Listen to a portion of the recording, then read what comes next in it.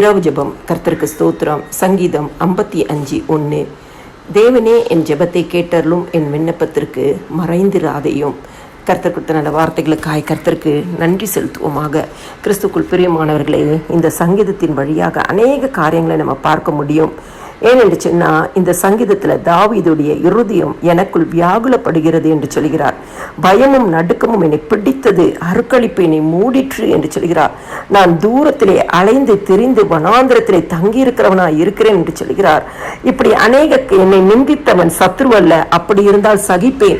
எனக்கு விரோதமாய் பெருமை பாராட்டினவன் பகைனல்ல, அப்படி இருந்தால் அவனுக்கு மறைந்திருப்பேன். கூடவே இருக்கிறவங்க தான் தாவீதுக்கு இந்த இடத்துல பொல்லாப்பான காரியங்களை செய்கிறதை நம்ம பார்க்கிறோம்.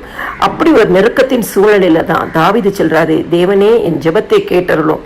இன்னைக்கு நம்மளுடைய வாழ்க்கையிலும் எத்தனையோ சூழ்நிலைகளுக்குள்ள கடந்து வரலாம். தாவீது அலைந்து திரிந்தது போல அலைந்து திரிகிற சூழ்நிலையாக இருக்கலாம். பயமும் நடுக்கமும் என்னை பிடித்தது என்று சொல்ல, பயந்து நடுக்கத்துல இருக்கிற சூழ்நிலையா இருக்கலாம். இருதயம் எனக்குள் வியாகுலப்படுகிறது, இருதயத்திற்குள்ளாய் ஆத்மாக்குள்ள வியாகுலப்படுகிற சூழ்நிலைகள் இருக்கலாம். இரவும் பகலும் அழுகிற ஒரு சூழ்நிலையாக இருக்கலாம். நமக்கு விரோதமா எழுந்திருக்கிறவர்கள் வேறு வேறு வேறு ஆட்களா இல்லாதபடி நம் கூடவே இருக்கிறவர்களா இருக்கலாம். ஆனா தாவீது அந்த இடத்துல என்ன சொல்றாரு, தேவனே என் ஜெபத்தை கேட்டருளும், எனக்கு என் விண்ணப்பத்திற்கு மறைந்திராதையும் என்று சொல்லி அந்த இடத்துல சொல்கிறார். இன்னைக்கு நம்மளுடைய வாழ்க்கையிலும் எத்தனையோ சூழ்நிலைகள் கடந்து வந்தாலும் ஆண்டவராக இயேசு கிறிஸ்துவை பார்த்து நீங்க ஜெபிக்கும் பொழுது, கர்த்தர் எந்த சூழ்நிலைக்குள்ள இருந்தாலும் அவர் உங்களை விடுவிப்பார்.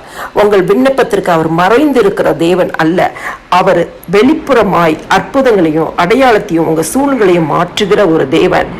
அவர் உங்களை ஆசிர்வதிப்பார். அதே சங்கீதம் 22 சொல்லுகிறது, கர்த்தர் மேல் உன் பாரத்தை வைத்து விடு, அவர் உன்னை ஆதரிப்பார், நீதிமானை ஒருபோதும் தள்ளாட விட்டார்.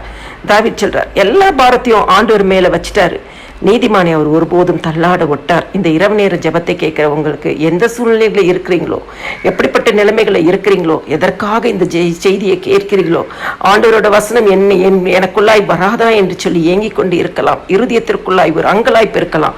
ஆனா உங்க எல்லா பாரத்தையும் இந்த இரவு நேரம் ஆண்டவராகிய இயேசு கிறிஸ்து மேல வைங்க. அவர் உங்களை ஆதரிப்பார், அவர் உங்க ஜெபத்திற்கு பதில் கொடுப்பார், அவர் உங்கள் விண்ணப்பத்திற்கு மறைந்திருக்க மாட்டார்.